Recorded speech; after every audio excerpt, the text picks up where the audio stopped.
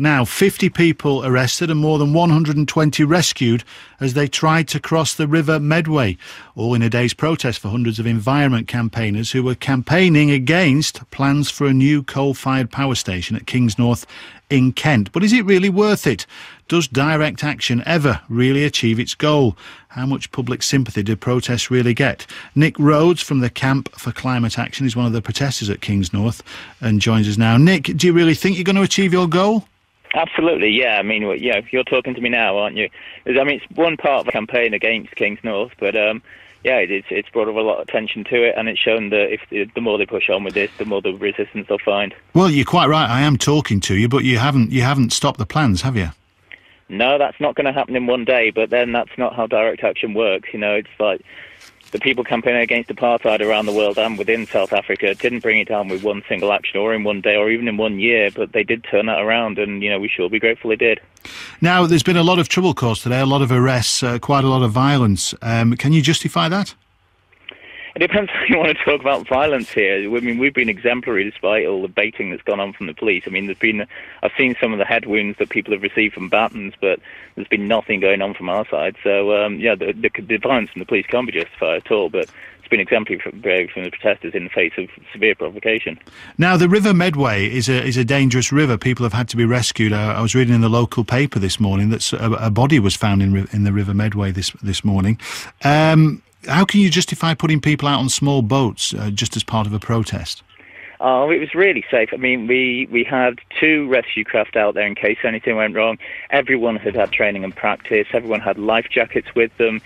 We'd studied the tides, so the tides were going with people as they were heading up the Medway. And then as you reach Kingsnorth, that was done for 12:30, which was the turning of the tides that brought people back into the shore.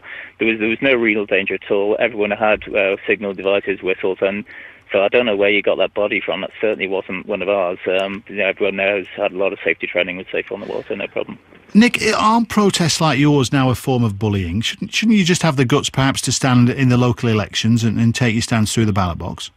There are plenty of people against Kingsnorth who go through the ballot box, but I mean, democracy is about a lot more than what goes on in the ballot box. It's how do you bring things to the attention of the people who are there, and how do you take the power away from them when they're in the pockets of the lobbyists for the fossil fuel people?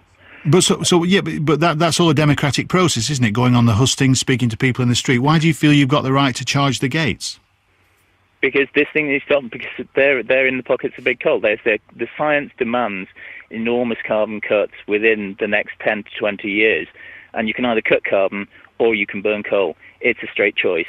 And there is no reason to be going for that. We do not need to be burning coal.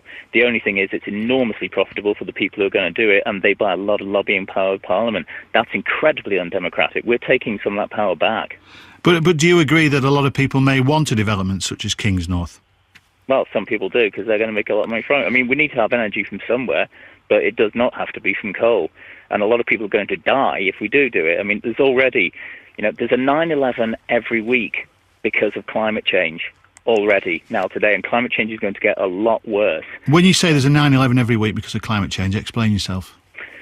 Well, there was a UN study 5 years ago which, it said it was only looking at 4 indicators of climate change. It wasn't comprehensive, and that said 150,000 people a year were dying of climate change already. Now, that's out of date already, and so, but even on that figure, that's a 9/11 every week.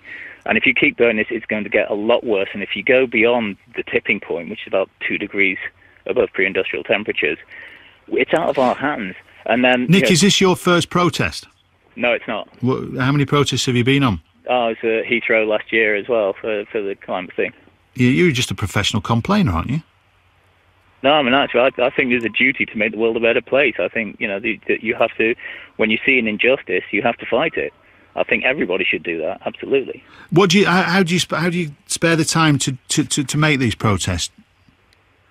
Well, you do what's important in your life. You make the time to go and do what you feel is important. I spend some time with my family. I work, and I do this. I mean, it's you do what's important in your life, don't you? So essentially, you're making sacrifices, are you, through employment and family? Well, it's only taking time. I mean, only in the same way that, if you stay home and watch a movie, is that sacrificing your time? No, it's what you feel you want to do with your life. And so I want to leave the world a better place for me having been here. I think everyone should do that. And you have this this power is in your hands, and it's taken away from you by people who tell you that you can't affect the things that affect you. And you really can get out there. You can change it. You can make the world a better place. It is in your hands. We can stop the things we know to be wrong. Nick, thanks very much. That's Nick Rhodes from the Camp for Climate Action.